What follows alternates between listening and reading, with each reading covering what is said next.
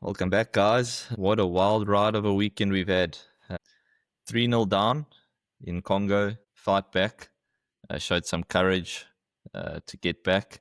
But at the end of the day, heartbreak in the shootout. And we are out of the CAF Champions League. So we'll be speaking about everything to do with the Lupopo game, madness from Mokoko, Moremi's red card, some of the missing names up front, playing without a number 9, and just the emotional toll of that game and everything that happened in that game. Joe, I'll start with you. Just your raw emotions after that game. How are you feeling after yesterday's result? Yeah, look, I'm very, very disappointed because I think we were super close. And credit to the team because what we said, and he said we're going to score goals for sure, and we did. And I don't know about you, but I think like we were millions of us when Apoli scored. We were jumping everywhere because last second shoot and it goes in, and I really thought it was dead. I think it was the best feeling, when you're a football supporter to have your team do that.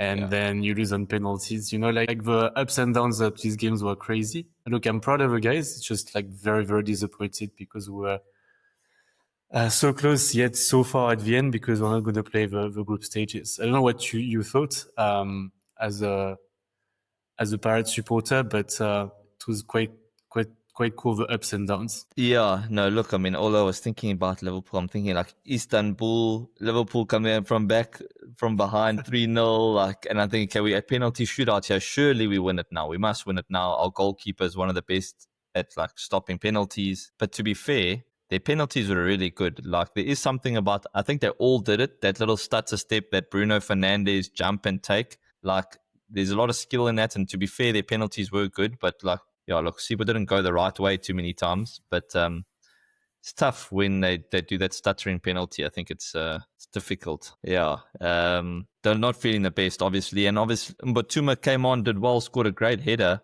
and just, yeah, it's brutal for the youngster to obviously be the guy who misses the penalty. But impressed with the fight back, I think. Yeah, look, and for penalties, let's just be clear here. I'll never, ever say bad things about a penalty taker, because at least he had the balls to go and step in. If I have anything to say, it will be more for the guys that didn't want to take the penalty. Butuma and Hoto, like at least they wanted to do it and they showed character because it's under huge pressure and like it's fine to miss. They showed us that they had balls, and that's what I like with these guys.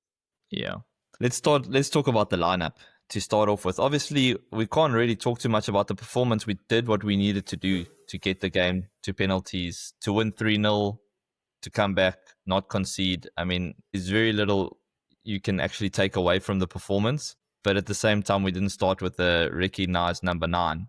Makgopa not in the squad. Mabasa sat on the bench for the whole 90 minutes. I mean, what did you make of that? We've got what is our second top goal scorer in our history that doesn't get on the pitch when we need to score goals. Yeah, look, as a supporter, I was very surprised. Quite a shock for me to see the lineup because you've got Makgopa that has scored for Bafana. You have Mabasa, that's one of the top scorers of the league. It's been 4 years.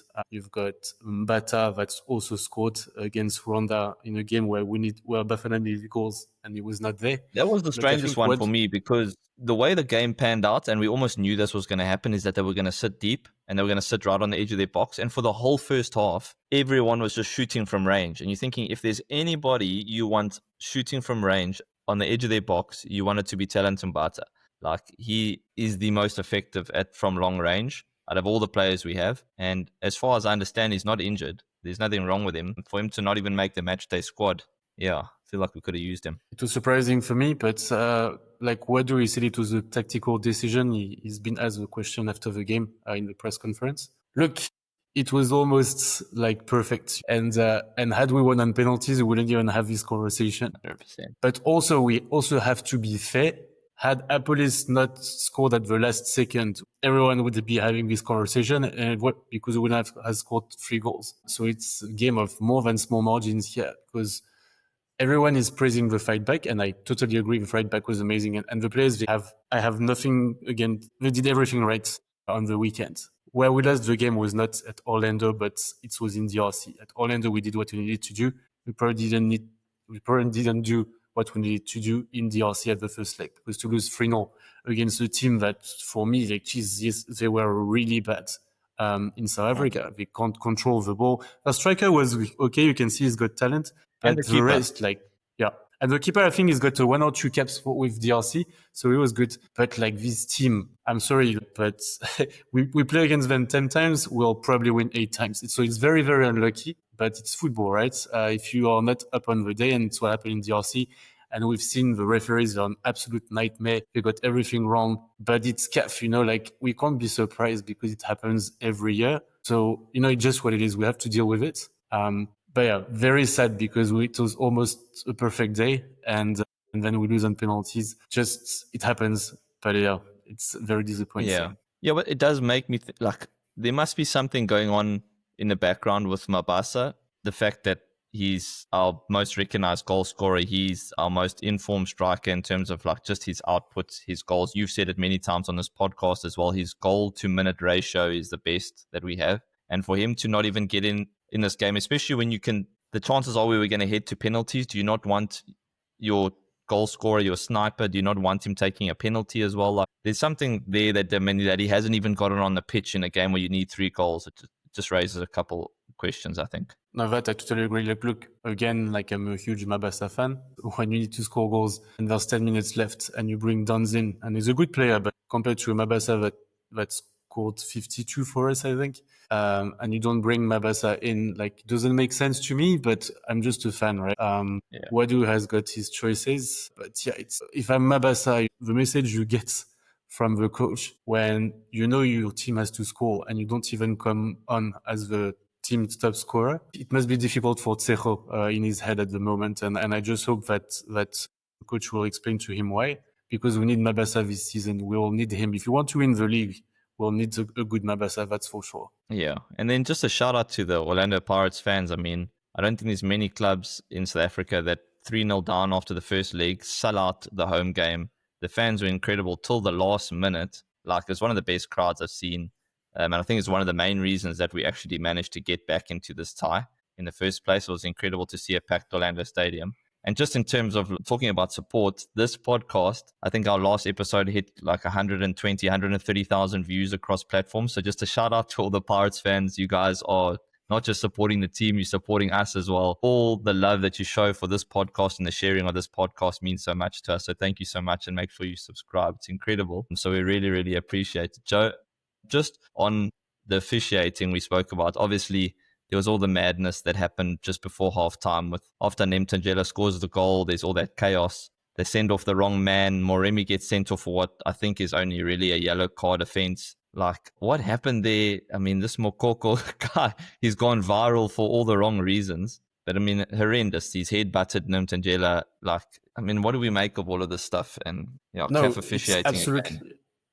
It's absolutely pathetic officiating. Only Chiefs and Sundowns fans were praising this nonsense, right? Let's be honest here. But because they like Benta. But like, when it happens to your team, like, it's infuriating. And like, I remember I was asking you the question during the game. I said, how would you react as a player? Me, I know if I was playing and there was someone like a clown like this Mokoko that did that, I would lose my mind. And what Moremi did, I'll support him 100 times more. What he did was right, because he was protecting his teammate, right? Not protecting, but like, just like, you can't do that to your teammate. So it was just like, showing what you're doing is wrong. Yellow card maximum. Now he gets a red card. Then like the guy that does the headbutt doesn't get a card. It's someone else. I mean, it's absolute nonsense.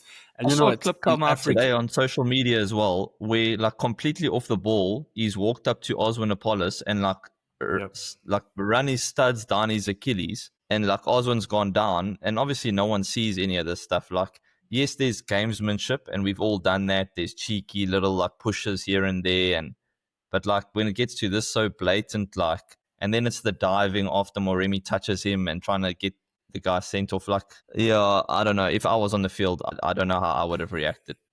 Yeah, wouldn't it? Like, yeah, he was riling me up as a supporter. I saw some of the fans even. I mean, I don't condone it, but they were starting to like throw some things because he was like egging on the fans as well. It's just, it's not good. It's not a good image for African football. And I'm sorry, but CAF, they will have to do something about it. Preliminary rounds, we need to have no referees that actually know what they are doing, because, I mean, sending off the wrong players, how the hell does it happen? Like in Africa, unfortunately, and CAF really have to step up, because what we saw at Orlando, like the clowning from the first minute to the last minute, and yes, we've lost, and yes, people, they say we are sore losers. I'm not a sore loser, like Warden to Lupopo. They qualified. It was completely ugly. Like, it's absolute nonsense what they did, but at the end of the day, they're in the group stages, we're not. But the behavior, like, it's impossible that it can be condoned, you know, and CAF, they have to do something about it, because I saw it also on French media today. They were like showing the videos of this guy that was doing this absolute nonsense. And everyone was commenting, you know, in Europe, like what is this? We can't see this. You know, like, if we want African soccer to be some way, we can't have this nonsense every time, you know, and it happens every time. So until CAF does something about it, it was never going to change. Yeah, 100%. Yeah, I don't know. I'm still... And I know the Chiefs and Sundowns fans, feel free to banter us in the comments, because you're the only guys who will be laughing at this sort of stuff. But as you say, when it happens to your team, then yeah, it rubs you up the wrong way, and it's definitely not the way forward for African football. It doesn't paint the right picture when European guys are looking at our league, trying to source the best players, and then they look at these type of games, and then they sort of, you lose credibility as well. So I don't know. It's not ideal. So let's put that behind us.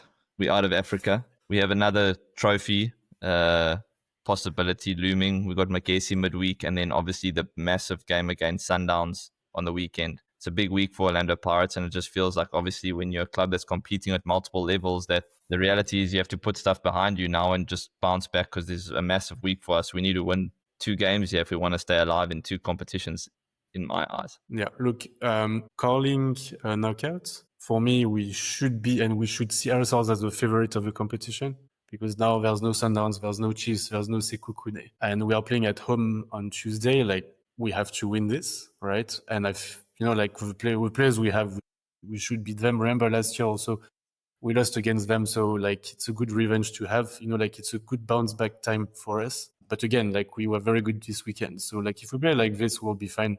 We just have to forget about this CAF thing. It's sad, but it happens. Now let's win the calling knockout, and then in Pretoria against Sundowns, let's show that we're a team that can compete with Sundowns, and I believe the players, you know, like, they can really show and put a statement there. If we play well and beat Sundowns on their own turf, it will be a big statement from our players. And I really do believe the players, they can do that. They can win both games this week. I don't know what you think, but I think we can. No, I agree. Massive games, and I definitely think we can. Hopefully, I mean, I don't know the status of Rele, but I'd love to see him back for the Sundowns game. Obviously, we haven't seen him even make the squad yet, so I don't know how far off he is, but I'd love to see him involved again. I think that we do miss his presence there and his creativity in and around the box, and just his crucial goals in crucial moments. So hopefully he's on the verge of making a return. But we do speak about home turf. We have to mention the fact that the game's now been moved to Lucas Moripe from Loftus. I mean, this is a big game. This is a massive game. Look, Lucas, it just doesn't feel like a big game stadium to me. It doesn't hold the capacity. It's not the quality of stadium that you want to host this type of game. Even for the Sundowns fans, they're all complaining. I mean, you know, you play against Pirates, you play at Loftus, you know there's going to be 55,000 people. Now you move it to a 25,000 seater stadium. Like, to go there is a nightmare. The parking is a nightmare. The seating is a nightmare, because if it's sunny, like, you are baking. If it's raining, well, there's no roof, so you are like, you know, like, it makes absolute no sense to me that the week before the as well, there's no boxes. There's like, exactly, there's nothing.